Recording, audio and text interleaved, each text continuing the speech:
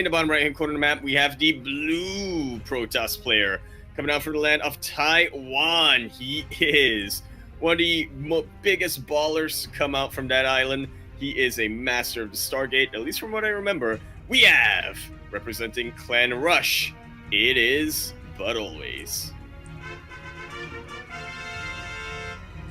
And spawning in the top left-hand corner of Lightshade LE, we have the red Zerg player, the Hong Kong Zerg player, representing Team GP. It is GogojOey.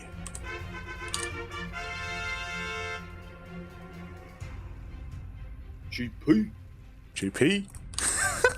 Now, we did just finish up casting or watching some of the Southeast Asian Zerg players, Ender, Miomaika, and we touched it a little bit on Demi as well earlier on. GogojOey does not quite fall under those categories. He's not overly aggressive the way someone like Ender or Demi would be, but he does like to take a couple more risks. He does like to, try to look for openings and go all in with it if he can't find them. But yeah, I find it kind of difficult to really categorize GogojOey sometimes. Yeah, definitely. Like Miomaika, he has unique like styles and compositions.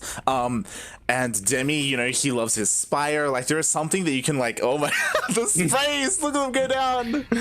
It's a week before the patch for these Void Rays, or before the Void Rays got buffed, ButAlways decided, you know what? I'm just going to prepare for that. I'm going to go with double Stargate, mass Void Rays, and it's actually going to be a Phoenix follow-up coming out from this Void Ray. That is interesting. I got a big question mark right now in my face. Like, typically, you go Void Ray as the replacement for the Phoenix, right? To deal with the Overlords. Instead, we have a Phoenix first, and then he's throwing down a secondary Stargate. Mate, he's going mass Phoenix. All right. My brain is trying to process this right now, Light. But you are right. Normally, what is the point of getting the Void Ray instead of getting the Phoenix first? I mean, maybe the Void Ray does kill Overlords a little bit quicker, but honestly, if your plan was to go mass Phoenix, you may as well just get a head start. Yeah, I guess he's just trying to throw GogojOey off like his scent, right? And now we have the Void Ray being a little bit annoying. There is an Overlord that's sneaking into the main base. It is possible that it could go all the way and scout. I mean, like, it would at least scout the Phoenixes if they go and attack it. It definitely would. Void Ray literally on the verge of dying. Actually, 1 health left. Jesus. Just needs one more sneeze from these queens. And okay, the Phoenixes do move out right now, but GogojOey will be moving in. Yeah, he does. He should be able to see the Phoenixes in production. Yeah, he does scout both Stargates. He sees the Phoenixes in production. I like that ButAlways, he sent his Phoenixes across the map to avoid the Overlord as much as possible to deal some damage. But in the end, they did get scouted. And we'll see what GogojOey's response to this is, because yesterday, Yoga, he went very Hydra heavy, and ButAlways struggled a little bit against that with his mass Skytoss style. We'll see how GogojOey does here. Well, I think Hydralisks are the proper way of doing this. 6 drones went down somewhere. I'm gonna assume 2 in the depth or something. Oh, yes. I mean, there were 2 adepts that went through. I was just keeping an eye. I'm surprised that these Phoenixes, they haven't gone in quite yet, but they do decide to dive on in. And I mean, there's only a single spore. Yeah, there is only a single spore at the moment. Queen looking to get lifted at any point. 5 more drones go down, and some Overlords are in a lot of trouble right now. Like, GogojOey gets supply blocked. I do not see Hydras coming to his rescue at any point, but the Queen Cavalry does come in to chase these Phoenixes away. Not quite enough of them to lift every single one of these queens. Yeah, definitely. Like, these queens, I mean, a little bit of creep spread is lacking connecting the main base to the natural, and that could come into play, but we do see that the Phoenixes are quite low. Another one, almost got sniped out of the sky. Yeah, barely surviving. That Void Ray still around somewhere looking to get something done. There are more Spore Crawlers here, and ButAlways is going to have to realize that. Backs away. Decides not to gamble. Yeah, and the big question is like, how fast is ButAlways' transition going to be? Like, how much damage can he get done, and how much time can he buy with these Phoenixes? As behind this, he is going for that charge. He's probably going to be going for Storm as well. That's what's his go-to to help deal with these Hydras. Yeah, taking a taking a little bit of notes from yesterday, realizing what went wrong with him, and it was those Hydras and trying to deal with them. This is going very, very well for him, though, for ButAlways. 8 more drones go down. GogojOey completely supply capped. And again, no creep here connecting the bases. There's no way for GogojOey to easily deal with this. Yeah, exactly. Like 8 drones, so many overlords as well, and there are none in production. So GogojOey is going to be supply blocked, and there we go, 4 overlords in production. All right. Hopefully he doesn't lose them to the Phoenixes. He is keeping that back at home, which is what we like to see.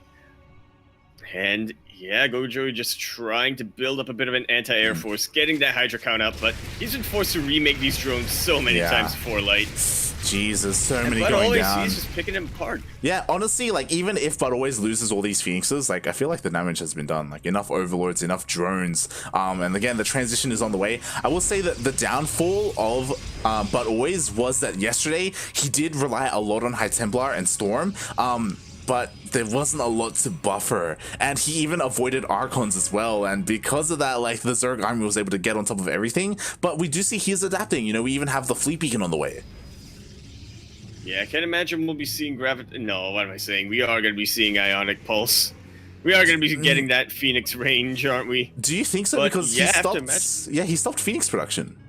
He did stop the Phoenix production, but when you have this many in the air, I figure you may want to just get it regardless. Either way, I feel like ButAlways' endgame army is going to be with carriers rather than these Phoenixes. Yeah, I mean, we'll see. That's the thing, right? Like, how fast is ButAlways going to take up? Because if he starts like carrier production a little bit too soon, then he won't have enough army on the ground to, you know, hold against all the Hydras. Sorry. That he won't, but he will have enough Phoenixes to deal with all of these Queens. Hydras coming in, and it's just killing me right now. Like, I'm looking at that lack of creep between the main base and the national base of GogojOey right now. He put down a creep tumor earlier, but I'm not sure what happened. I guess maybe the Queen just got lifted before he could put it down. Yeah, feels bad, man. Oh my god. And there it is. We see the carrier production immediately starting from ButAlways, and I feel like he kind of needs to do that. He needs this Hail Mary of quickly teching up and trying to get something done. Meanwhile, a couple of run-bys, not getting too much done. I mean, the run-bys... I'm just looking at this army. Yeah, the run-bys kind of run into each other, but this is a massive run-by. There are so many Zealots here, so GogojOey, he does respond. He doesn't have bathing speed. He doesn't even have bathing speed on the way. No, he does not. This is more of safety banelings. And honestly, ideally, best case scenario is these charges run right into the banelings, but you are right. Centrifugal hooks does help a lot, regardless. And GogojOey feel may have just enough here to hold if you can target down the carriers. Very good use of the force fields, but the sentries are just about out of energy. And GogojOey won't be able to chase this down, but will be able to at least deter it for a moment, get himself some breathing room, build up another army. His hive is about to be finishing. Yeah, I was about to say that GogojOey, honestly, his army can go toe-to-toe with that of ButAlways, just because there were only 2 carriers. Oh my god, they got left alone! No! They do get left alone and target it down. That is a massive investment from ButAlways, just taken out like that. Bailing speed going to be finishing up here from GogojOey, and can he turn this completely around? Has the pendulum swung into his favor? I mean, we'll see. There is definitely potential here, especially because 2 carriers were taken out. There is no Storm, there are no High Templar. Oh, but the CC with the Phoenixes.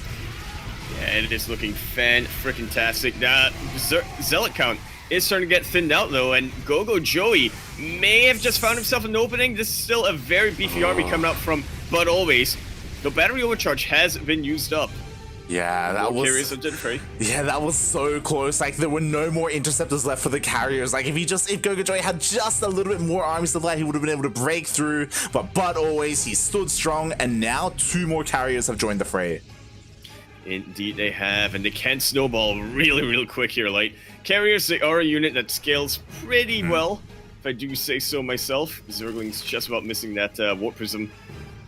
Yeah, and it looks like we're going to be seeing a big bailing run by. Meanwhile, we do have ButAlways pushing out with this army. I'm a little surprised that he's pushing out with this without the help of that War Prism. He's not going to have any reinforcements. He's relying on the War Prism to harass. Yeah, trying to go for a bit of multi-prong here, which honestly I don't mind so much. GogojOey has a very finite army at the moment. It cannot be everywhere at once. He has to fight with everything! Banelings will find their connections and does bring ButAlways down a peg in terms of the economy. And that's something really important when you're going for this Skytoss army in it. Like, yeah, definitely. Like, that economy helps so much just because of how mineral intensive these carriers can be. Meanwhile, GogojOey, again, the lack of creep spread is hurting him. Like, these spores, they're in position, but they may not even be in position to help against the Warp Prism just because they're not at the edge. no, they really aren't. A couple of Hydras will deter that Warp Prism from getting too much done, though. But that does mean that these are 4 Hydralists that won't be helping out, and honestly, they can just get CC'd by Phoenixes here.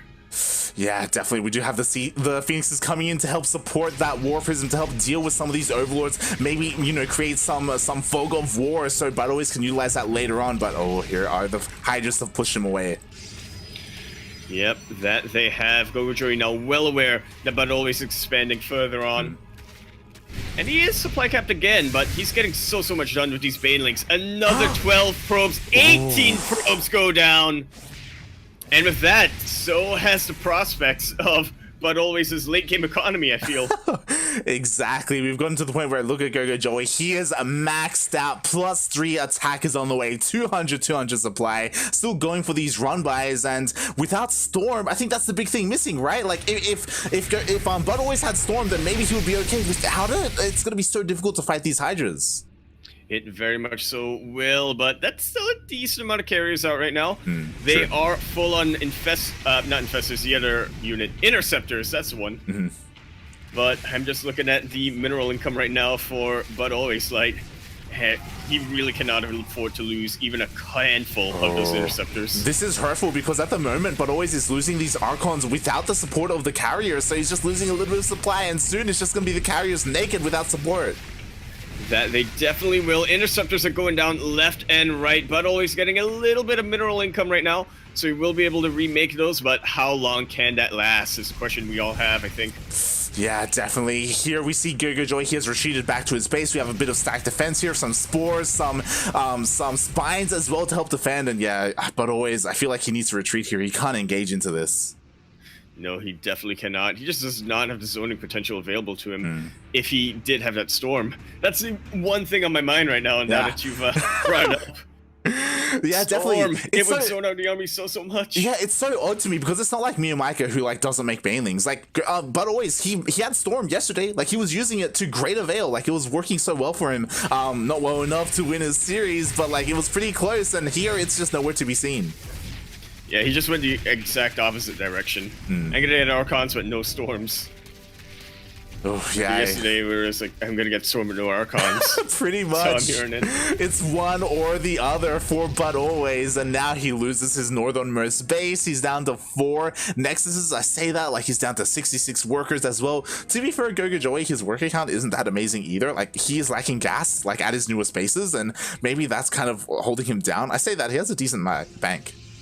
Yeah, he definitely does. GogojOey really doing the balancing act right now of using Lings as a mineral dump while also not getting too many gas-intensive units.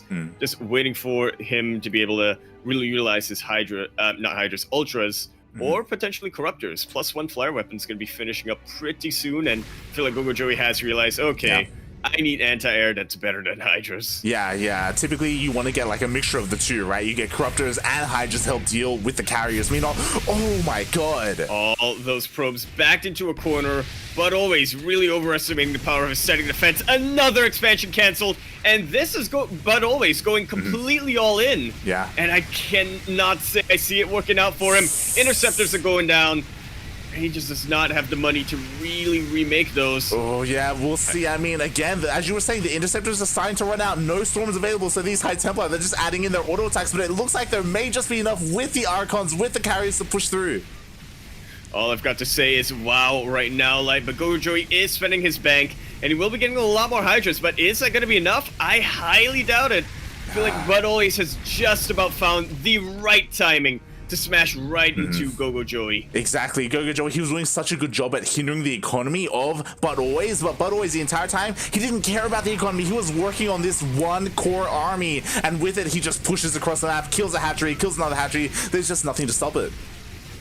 No, there is not. Interceptor count getting higher and higher. GG is called, and ButAlways will be taking game number 1. What a back and forth series you've got here. I feel like he would not have been able to win with that push, but he went ultra focus mode, Light. He went ultra focus mode. He realized this is my window. This is where I go to take it. And in the end, he did. But we'll see if he can close it out here. On Oxide LE, we be oxidized, we be breathing, especially over here in the top right-hand corner map, spawning all the way in the top right-hand corner map. We have the Reds coming out from the land of Hong Kong, the second most winningest player of the Grand Platypus Open in 2020, although apparently teamless from what I'm getting at here. He is GogojOey.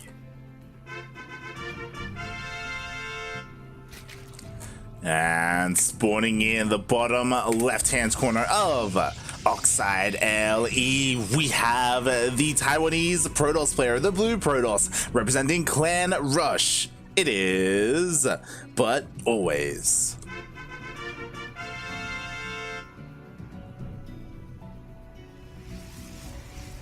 Now you could say that GogojOey had a really good hold back in the previous game, as you know, messy as it may have looked, had a really good hold. But as always, ButAlways found the right time.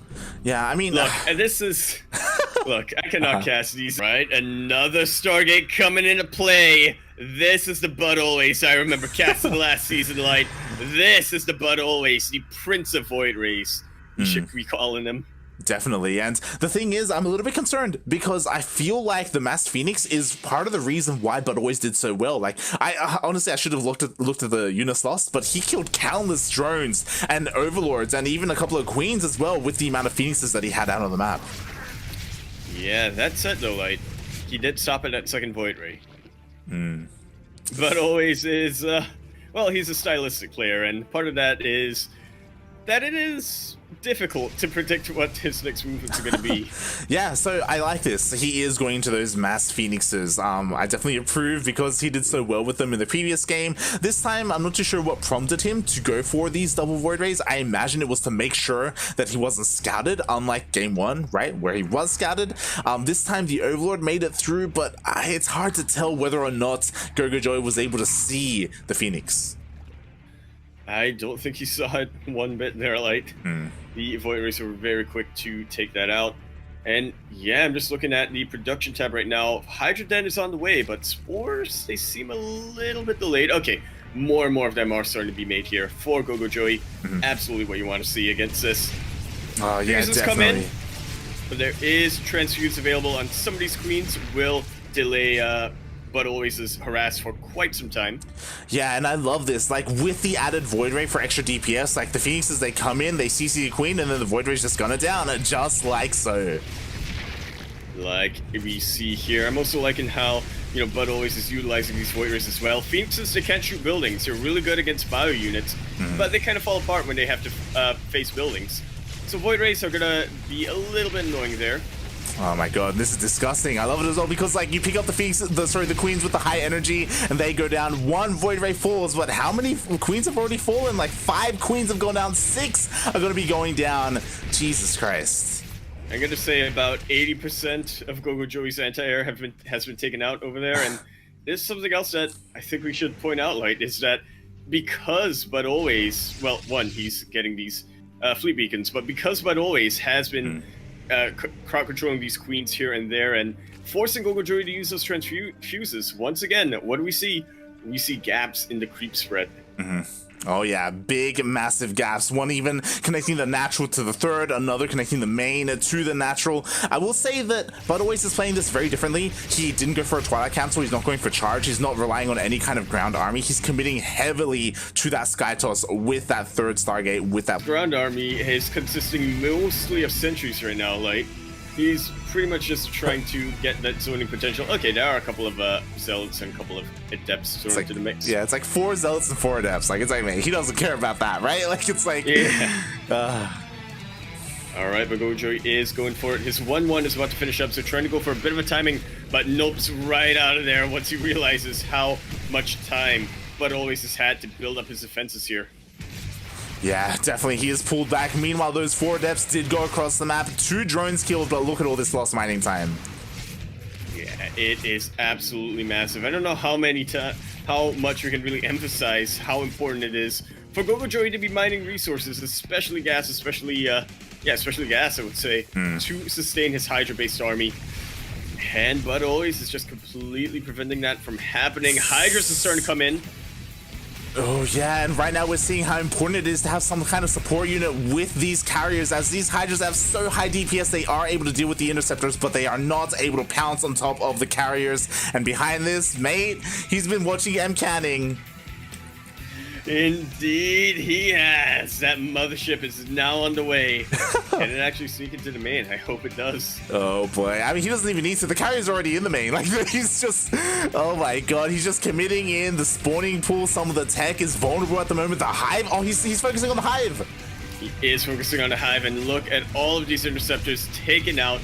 Look at all the DPS available to it. The Hydras do start to come in, but there's a little bit of time. The hive doesn't go down. Wow. It does manage to stay alive, but will these Hydras manage to stay alive?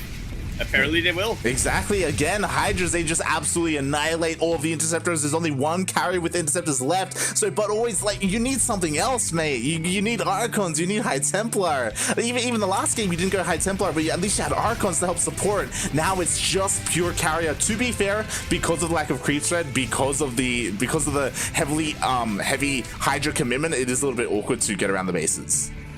It definitely is. Sort of waddling back and forth here and there, but ButAlways has a much better economy this time compared to game number 1. Those Hydras are looking to get something done. A couple of well-placed parabombs can absolutely turn the tides of these battles. Yeah, parabombs, or, you know, if he finds an opportunity to yoink the mothership, to yoink a carrier, like, that's ideal for this kind of army. And yeah, ButAlways, I'm just so surprised 2 more Stargates are being thrown down, mate.